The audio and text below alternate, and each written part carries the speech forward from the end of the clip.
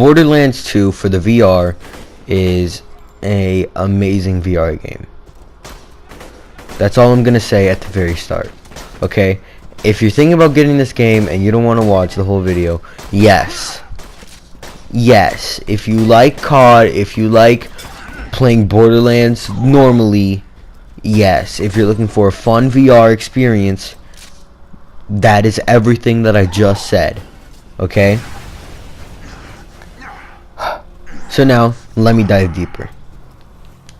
Borderlands 2 VR has some really great options. Now, trust me, if I know this is a review and you're probably like, oh, I don't care about the options that the game has, but it actually lets you customize everything.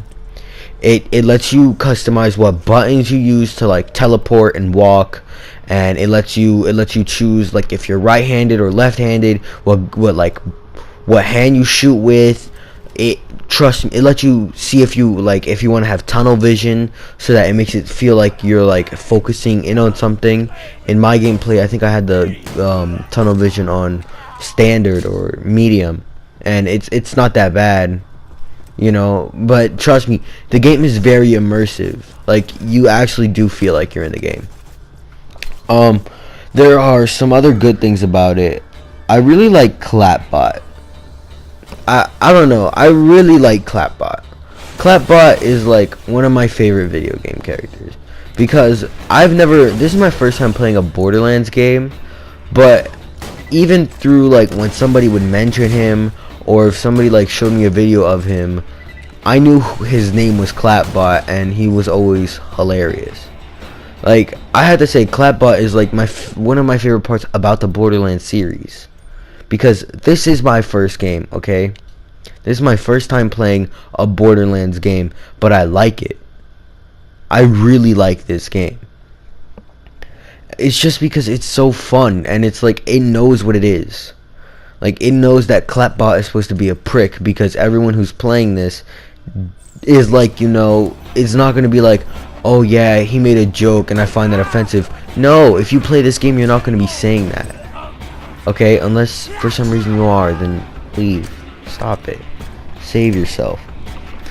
But I really like Clapbot and the jokes that he makes, and he knows, they know what kind of comedy they were going for, and they executed it really well, which not a lot of video games do.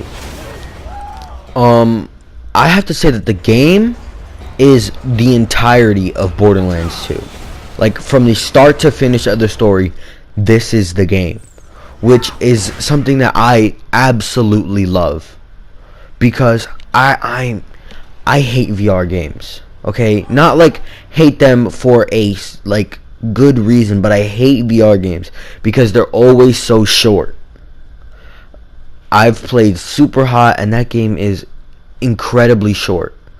I'm not sure who on Super Hot's freaking development team was like, yeah, I want to do 7 levels in 7 different locations, and then once I finish those levels, I want to play the exact same levels, just on a different difficulty, with like different kind of challenges. It's so stupid. It's so stupid.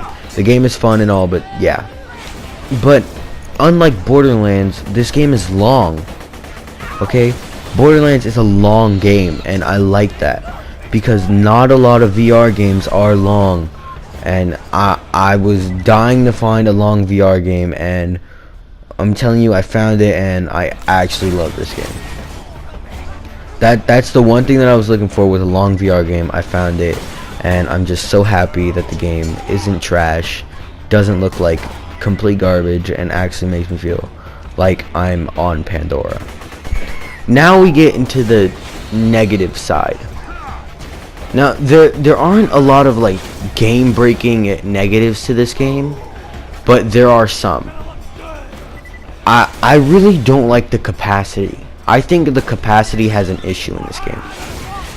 When the game first starts, you're only allowed to hold 12 weapons, and I just don't think that's enough. I just don't. 12 weapons is not enough. Okay, and I'm not gonna stay too stressed on that. Just know that you can only hold 12 things in your inventory at one time.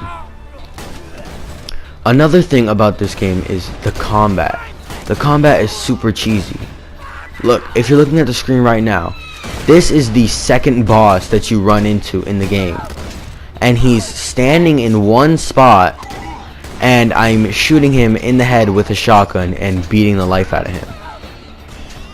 Like, oh my god, that was so challenging. If you were looking earlier, I did it to the same. I did the same thing to like the other boss that he was with. I just wait for them to stop moving. Once they stop moving, shoot him in the head a couple times with a shotgun, and then beat him over the head with my freaking melee thing, with my sword. It's like that wasn't that hard. Okay, and I don't like that. I wish the combat was a bit better. Yeah, that's the only thing that I have to say about the combat. Like I said in the beginning, if you're looking for a fun game for VR, this is it. Okay, if you are someone who played Borderlands, any of them, and you enjoyed it without the VR, you're gonna like it even better with the VR on. The movement is very nice in this game.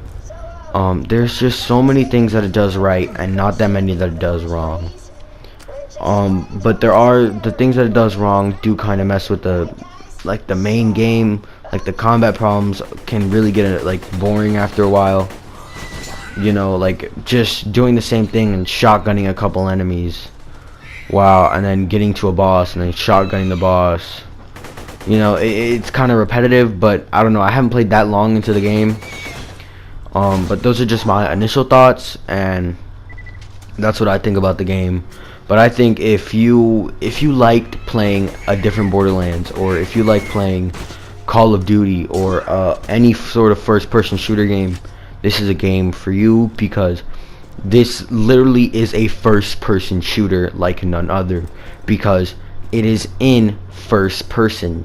You get to see it through the actual eyes of the shooter, and it's not like COD where, you know, you're sitting there with a remote and you're just playing. You know, you're sitting there with a visor on, and you're actually like you feel like you're in the game. It's very immersive.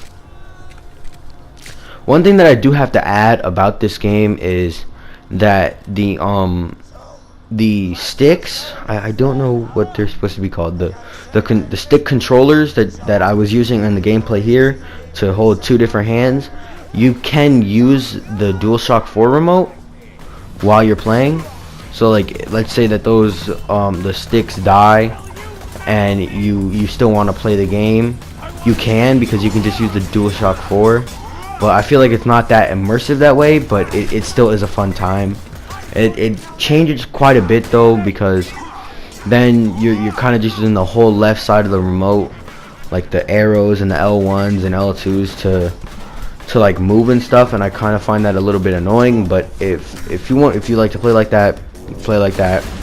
It's not that different. It's just I don't think there's a point in spending $50 on a video game in VR to use a freaking remote that you use on every other game. That's just my standpoint on it. So yeah, that's where this is gonna end.